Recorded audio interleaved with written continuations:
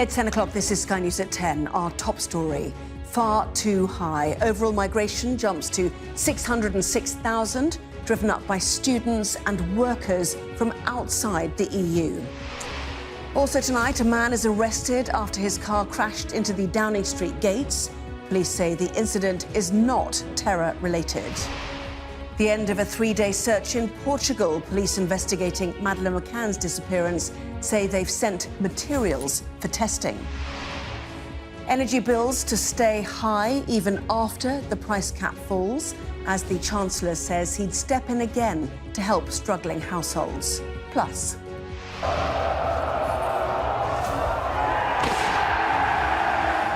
the Premier League managers getting the most bang for their bucks, but it's not who you'd expect. And we'll take a first look at tomorrow's front pages. That's coming up in our press preview from 10:30.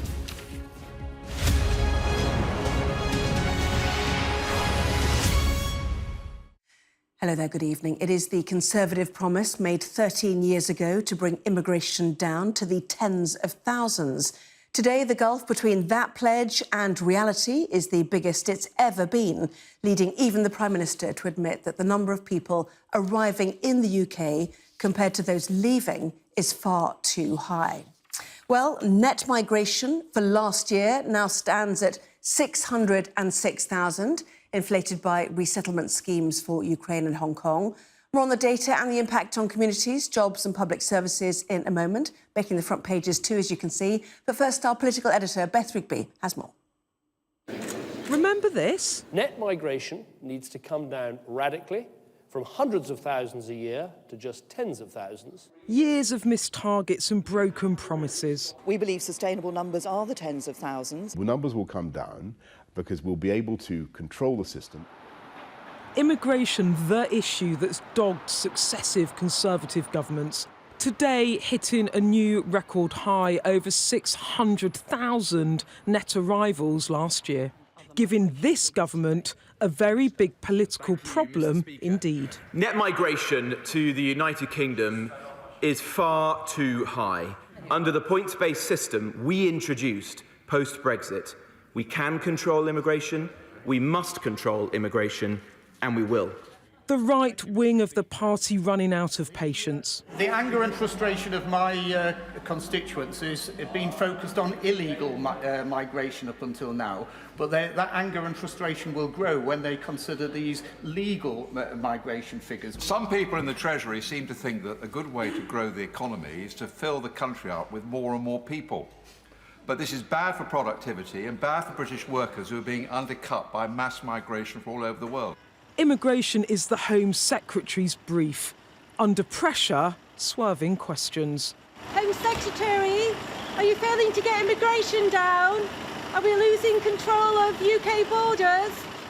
Labour quick to attack, but refusing to set targets of its own. I would expect net migration figures to come down for these really unusually high levels. They are, of course, I think, twice the level that ministers were aiming for, so that is part of the chaos, really, that we've got in the Home Office and this continual, a massive gap between the rhetoric from Conservative ministers and the reality. In 2019, the Conservatives promised to cut legal migration to below 250,000. It's now more than double that figure. So forget the problems around illegal boat crossings. Legal migration is now a huge political problem for the Prime Minister, and there are no easy solutions as Mr Sunak tries to balance the demands of the economy with voter frustration at record high numbers, for which the Conservatives think that they could be punished at the next general election. One man they still fear on the sidelines, hinting a comeback. Parliament and the government have ignored the will of the people. They've ignored what was said in that Brexit referendum. And so now a bigger question emerges as to how we're going to change politics. Take back control, stop the boats. The slogans are easy, the delivery anything but. And the pressure now really on. Beth Rigby, Sky News, Westminster. So net migration is now 3 times higher than it was before Brexit, with the majority of people travelling here to study, work or for humanitarian reasons. Tom Cheshire has been taking a closer look at the data. Even if net migration wasn't quite as high as some people predicted, it is still a big, big number. 606,000, a record for a calendar year. Leaders of both the main political parties want it to be smaller, even if they won't say what their preferred number is. Actually, there may be some sign it's already coming down. It did seem to peak in September, and the Office for National Statistics has spoken of a levelling off. It's important to note that this is a number very much set by the government. We'll take you back. Some of this data isn't directly comparable because of a change in how it's calculated, but you get the broad trend. So at the end of 2019 over here, non-EU immigration overtakes immigration from the EU, and then it soars upwards. That is the Brexit effect. At this point, government is setting the terms of entry. And this is why non-EU immigrants are given visas to the UK. And it shows why that big number is so hard to reduce, because it's made of smaller numbers here that politicians and the public actually quite like. So in the light blue bit, you've got work visas. A huge part of their growth has been for health and care workers. Remember those staff shortages in the NHS? Well, that was the attempt to plug the gap. Or take study visas, dark blue. Again, deliberate government policy to attract bright young people from around the world and the billions they bring in tuition fees. And there's also been a big jump in the purple. That is humanitarian visas compared to last year. People from Ukraine, from Hong Kong, from Afghanistan, policies which command public support. So back to the big number, because it is big. In fact, it's nearly as big as adding an entire Glasgow to the country in the space of a year in terms of the population. It's also a useful way of thinking about impact. To support the population of Glasgow, the city has 9 main hospitals, 140 primary schools, around 300,000 houses. Now, it's not a direct comparison. The immigration population is obviously dispersed. And for schools in the NHS, there's another thing happening here in terms of immigrants. They tend to be younger than old British people, so you get fewer people over 65, so less pressure on the NHS. And then you have fewer people in terms of proportion under 15 years old, so less pressure on schools.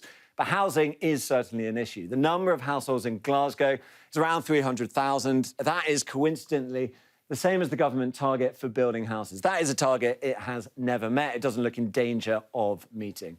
So the question around net migration is usually whether it should be lower or perhaps higher in the future. We should probably also be asking more questions about how we match our infrastructure now to the big number that is already here. So what is the real-life impact on the education system, jobs and housing? Our communities correspondent Lisa Holland travelled to Coventry to find out. The Midlands city of Coventry, population almost 350,000 at the last census. But with net migration passing 600,000, it gives you a sense of just how many people came to the country last year, towards double a reasonably sized British city. International students account for more than 200,000 of those arrivals. This group have come from all over the world, from Singapore to India and Morocco, to study at the University of Warwick. Why did you want to come to the UK to study? You're experiencing a very, very different lifestyle, you know. Do you think most people who've come to study from abroad will stay in the UK when they finish their courses?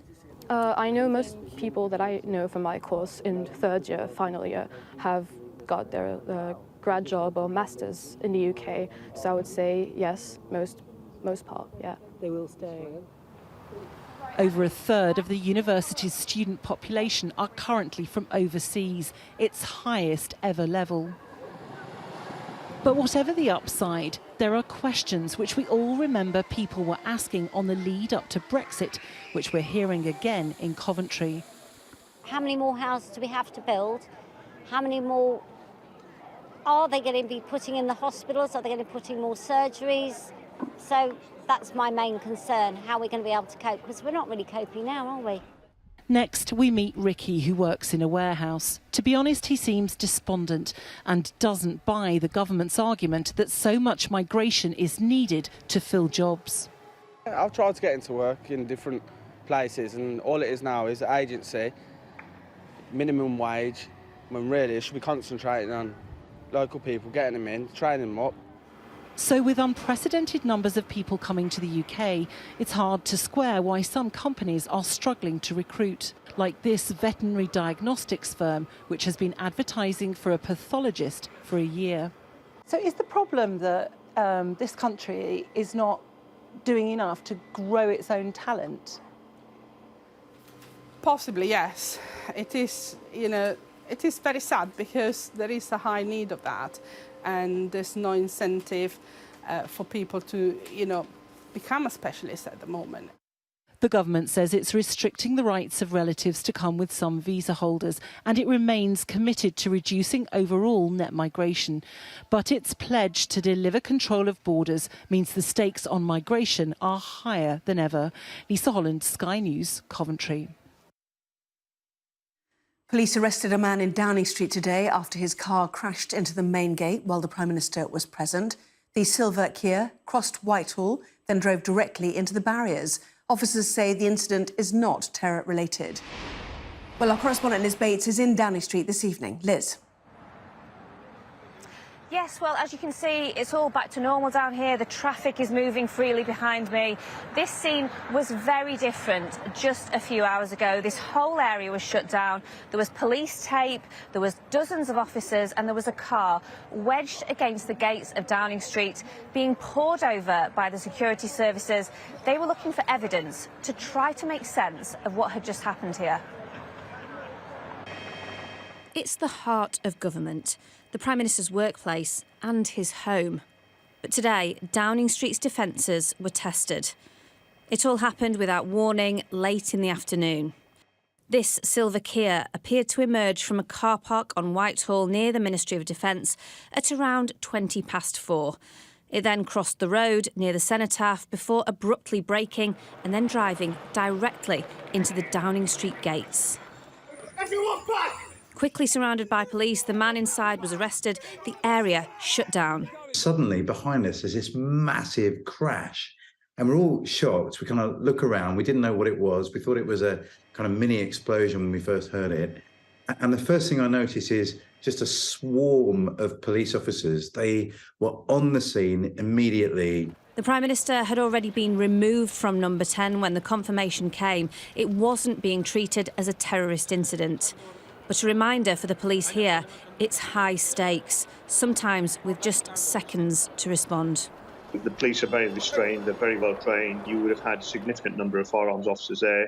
It's one of the most CCTV places in the country, as we discovered with Partygate. And so if there were any concerns, then you'd be having these resources moving in very, very quickly to deal with it. And there are police resources all around this area. The quick removal of the car and reopening of the roads would have come as a relief to Westminster's thousands of staff and security, all too familiar with being a target. The famous street was once unguarded, but in 1989, under threat from the IRA, gates were erected. This didn't stop, though, an IRA attack on the then Prime Minister, John Major, and his cabinet just 2 years later. Can you get your people away from these windows? When 3 mortar shells launched into the estate, one exploding in the garden. Luckily, no serious damage was done.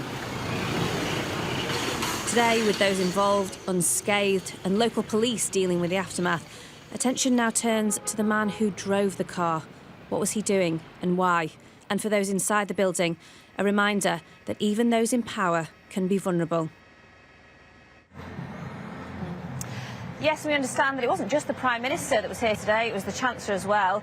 Rishi Sunak left quite quickly. We don't know, understandably, whether he's returned tonight. I think worth noting as well, there's been a lot of praise for the police today. People here say not only did they contain this incident, but they dealt with it very calmly. And that, of course, in the end meant that everybody involved left unscathed, including that driver. He put himself, of course, in a lot of danger, as well as other people today. And he'll be facing questions, I think, tonight from police as to what exactly happened.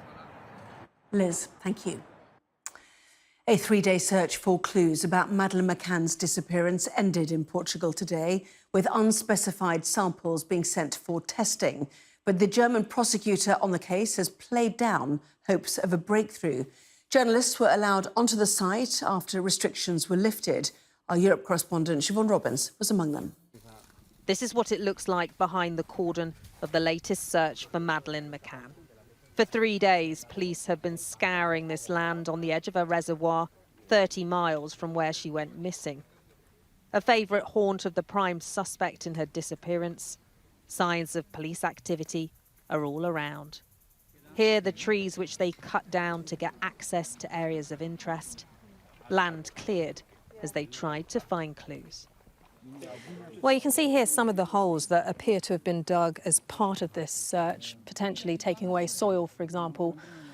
And Portuguese police have said evidence has been removed from the scene for further testing. German prosecutors suspect known sex offender Christian B. was involved in Madeleine's disappearance.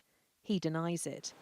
The toddler was staying here in the resort of Praia de Luz when she went missing in 2007. The church in the town prays for her every Sunday. Pat and Sheila have been visiting the area for decades. We were here when it actually happened.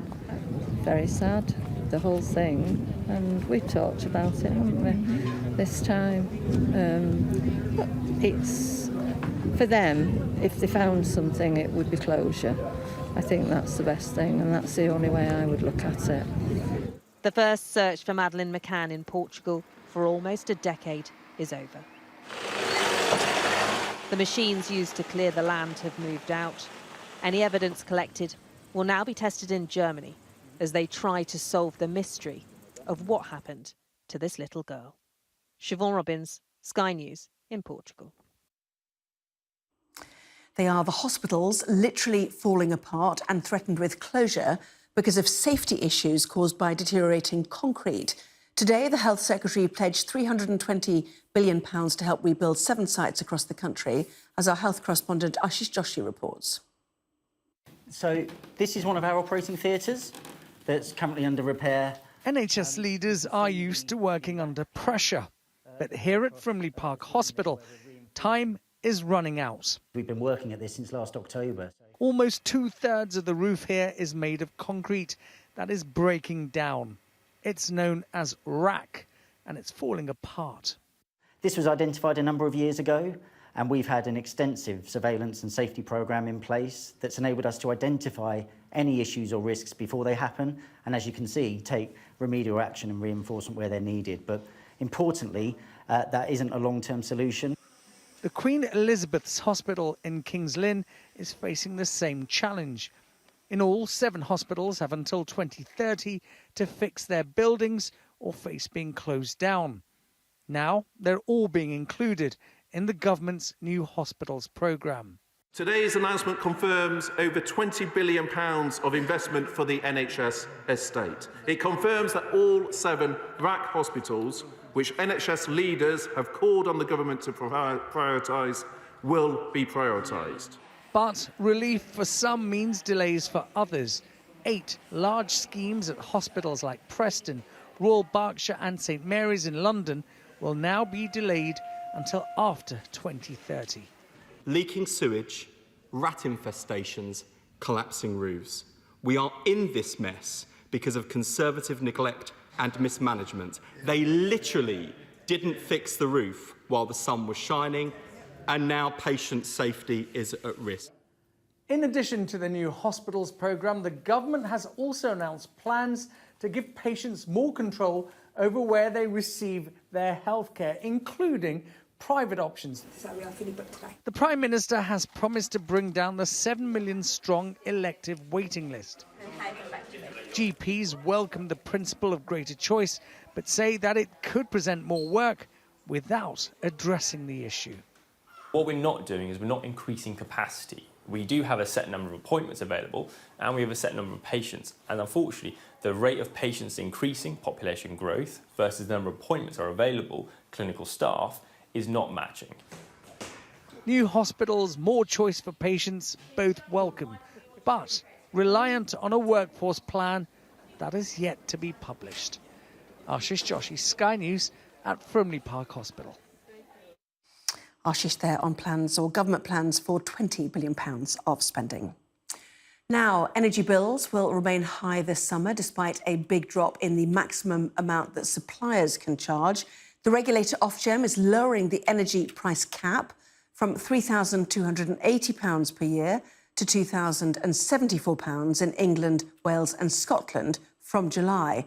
But as our business correspondent Paul Kelso explains, households aren't expected to be much better off. Ofgem sets the upper limit for the price of units of gas and electricity and then expresses those as an annual figure, the typical cost for an average household family of four. And this is what that number has looked like over time. We go back to 2018, 19 and 20, around £1,000. When it got to £1,200 after COVID, we thought that was expensive. But look, after the invasion of Ukraine by Russia in April 2022, up to £2,000 and then more than £4,000 by this winter, falling back. Today, the cap that's been set from July, £2,074. That's an effective saving for households of around £500 because for most of the period prices were really high. The government was underwriting those costs with the energy price guarantee here at £2,500. We paid the dark blue area, consumers paid that. This bit, the extra, that was the real cost of electricity paid for by the Treasury. That bill has already run to tens of billions of pounds. Little wonder then that Jeremy Hunt is pleased that prices are finally falling. Where there are acute pressures that people face unexpectedly, we want to do everything we can to help families. I don't want to predict today what might happen to energy prices. At the moment, we're not expecting to see those kinds of increases. But of course, we don't know that. And all I can say is that I think I've demonstrated in the autumn statement and the spring budget, where I extended the energy price guarantee for another 3 months, funded in part by a windfall tax on the oil companies, that we are willing to do what it takes. The Chancellor then says he's ready to act if necessary, but the forecasts suggest he won't have to at these prices. So what happens next? We've got the cap set now for July, £2,074. The forecasts say in October that will still be just under £2,000, maybe a little bit above come January. So that's some price stability because wholesale gas prices are pretty stable. That might mean we see some competition back in the market. We might be able to shop around for fixed price deals to lock these in, but that's still double the long-term average. The cost of living squeeze is going to go on, even though prices are coming down. 3 people have been arrested after a demonstration by Just Stop Oil protesters at the Chelsea Flower Show. No! Stop it! Humanity is failing. Video footage showed 3 people throwing orange powder over one of the exhibits. It wasn't long before a woman nearby picked up a hose pipe and sprayed the protesters with water. Good morning, Chair. Good morning, members. Good morning. The head of Scotland's police force has admitted it is institutionally racist, sexist, misogynistic and discriminatory. Sir Ian Livingstone, who is retiring in August, made the damning assessment of his force in a meeting of the Scottish Police Authority, but insisted it was not an indictment of individual officers. Police Scotland is institutionally racist and discriminatory. Publicly acknowledging these institutional issues exist in our organisation is essential to our absolute commitment to championing equality and becoming an anti-racist service. The leader of a far-right group in the US has been sentenced to 18 years in prison for his role in the US Capitol riots. Stuart Rhodes, the founder of the Oath Keepers, stayed outside the Capitol on the 6th of January 2021, but coordinated with other members of his group who stormed the building. The sentence is the longest given to a Capitol rioter. Hundreds of people gathered today for the funeral of one of the last black RAF pilots to have fought in the Second World War. Flight Sergeant Peter Brown died alone last year, aged 96, and an appeal to trace his relatives was picked up by community associations and the media, which contributed to today's big send-off.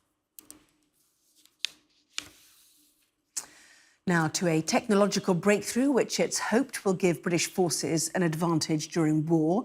It's called a quantum compass and works in situations when GPS can't be used or has been intentionally blocked. It's currently being trialled on a Royal Navy research ship. Our science and technology editor Tom Clark went on board. A sleek new Navy ship few of us knew existed is in London after sea trials of a quantum navigation system designed to give our armed forces the edge. We do have GPS, but as has been publicised recently, sometimes that can be interfered with or sometimes it doesn't work. So the ability to have a new and novel way of very accurately plotting your position is fundamental to the way the Royal Navy and the military does business. It's all very James Bond. until you get to the technology itself, inside a shipping container surrounded by scientists from Imperial College. We can't see inside the white box containing the machine. Many of its components are secret. But a few miles away in the labs where they developed it is a prototype. So this is a cold atom interferometer at heart.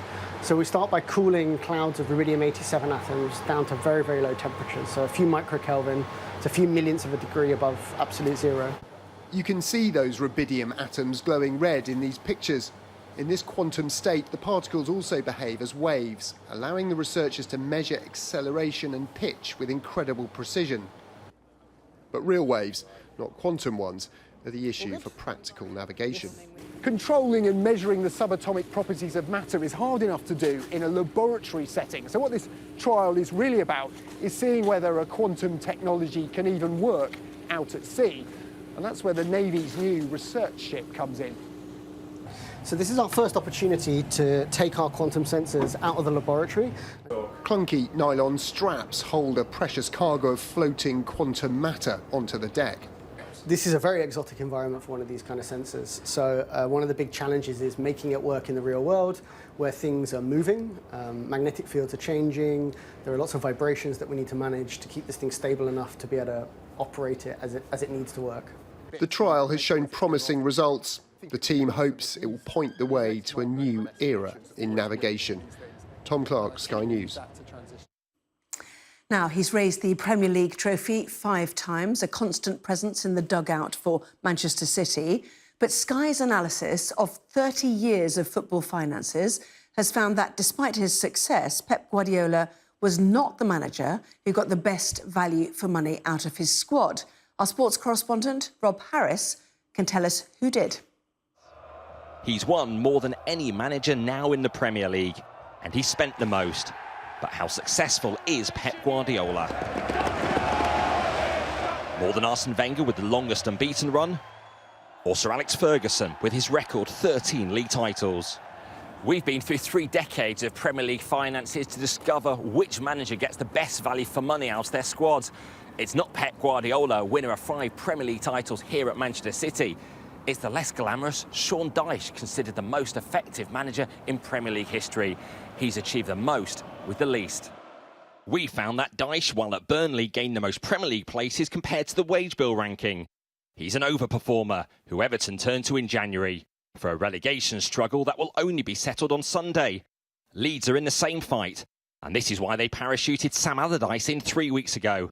He makes our top 5 with Mauricio Pochettino, Tony Pulis and Gordon Strachan as statistically the most successful managers. On the other end of the scale, though, the special one turns out not so special. Despite 3 league titles at Chelsea, Jose Mourinho significantly underachieved based on his resources. Financial strength, club, good players and many reasons. I'm not stupid to realize without these incredible clubs I've been, I could not achieve what we achieve. He's been at City 7 seasons. Rare longevity in the dugout, especially in this season with a record 14 managers being sacked. Clubs hope new bosses produce immediate wins, a bounce initially achieved when Dyche replaced Frank Lampard at Everton. But the form dropped. Nathan Jones couldn't reverse fortunes to keep Southampton up. Allardyce can still at Leeds. Thomas Frank has shown how to exceed expectations at Brentford. So what are the secrets of success in the dugout? Clear vision, consistent in messages, consistent behaviour every single day. I think that's key. The key we found to judging managerial success isn't always the trophies won, but how they make the most out of the cash they have to spend. Rob Harris, Sky News. Well, that was Sky News at 10. Coming up, we'll take a first look at tomorrow's newspapers in the press preview, including this on the front of the Metro. Their headline, unis are told get out of the migration business. Tonight, we're joined by the editor of The Courier, David Clegg, and the Daily Express columnist and broadcaster, Carol Malone.